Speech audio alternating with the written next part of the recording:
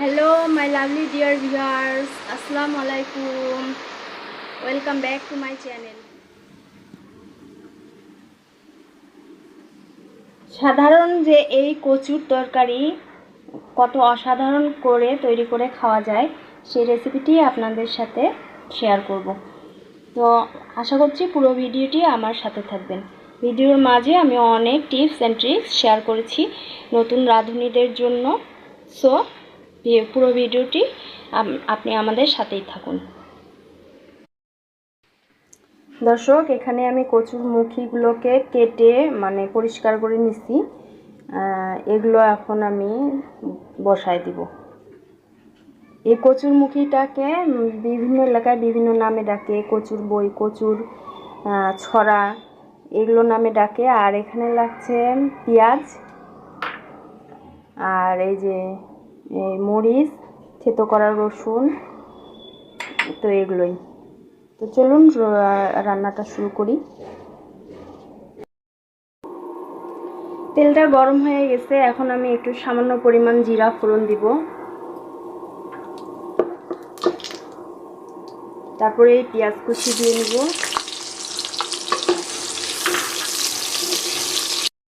পেঁয়াজটা ভেজে নিয়ে এখন আমি দিয়ে দিচ্ছি থেতো করা রসুন আর এই মরিচ। আপনারা রসুনটা বেটেও দিতে পারেন।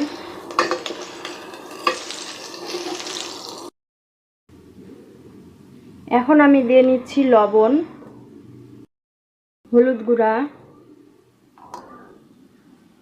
মরিচ গুঁড়া। এখন এই যে একটু কালারের জন্য আর কি মরিচ গুঁড়া দিলাম। এখন আমি দিয়ে নিচ্ছি এই যে এখানে পাঁচফোড়নের গুঁড়া, তারপরে আছে জিরা আর ধনিয়া গুঁড়া। পাঁচফোড়নটা আমি ভাজিনি, এটা না ভাজে আমি আর কি করে নিচ্ছি, ওই যে গুঁড়া করে নিচ্ছি। পাঁচফোড়নটা দিলে একটা আলাদা ফ্লেভার হয়। এখন আমি এই কচুর মুখিটা দিয়ে দিচ্ছি।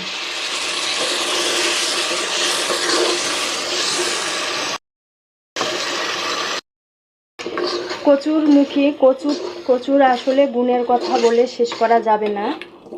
কচু খুবই পুষ্টিকর এবং সুস্বাদু একটি সবজি। কচুতে প্রচুর পরিমাণে আয়রন, ম্যাগনেসিয়াম, পটাশিয়াম, ক্যালসিয়াম এগুলো আছে। এগুলো বাচ্চা থেকে শুরু করে বয়স্ক সকলের জন্য অতি প্রয়োজনীয় পুষ্টিগুণ উপাদান। তো এটা আমি কিছুক্ষণ কষাই নিব। এখন আমি এখানে সামান্য একটু পানি দিয়ে কষাই নিব, যাতে মশলাটা এর ভিতরে ভালোভাবে ঢুকে যায়।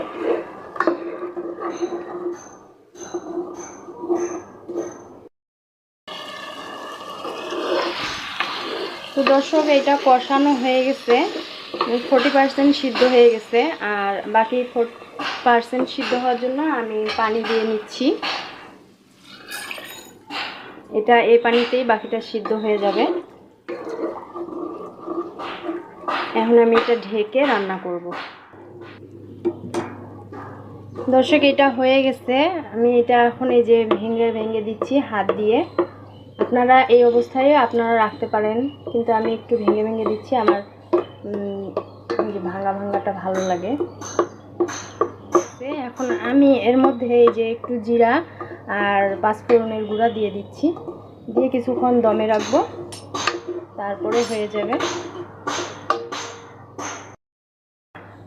আমার এই ভিডিওটা যদি আপনাদের এতটুকু ভালো লাগে তবে অবশ্যই লাইক, কমেন্ট, শেয়ার, সাবস্ক্রাইব করবেন। পাশে থাকা বেল বাটনটি প্রেস করে দিয়ে অল করে দিবেন। তো এটা আমার হয়ে গেছে, আমি এখন এটা আপনাদেরকে বেড়ে দেখাচ্ছি।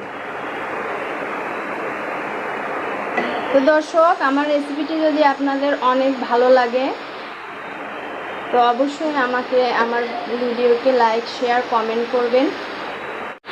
তো দর্শক, ভালো থাকবেন। পর্যন্ত আল্লাহ হাফেজ।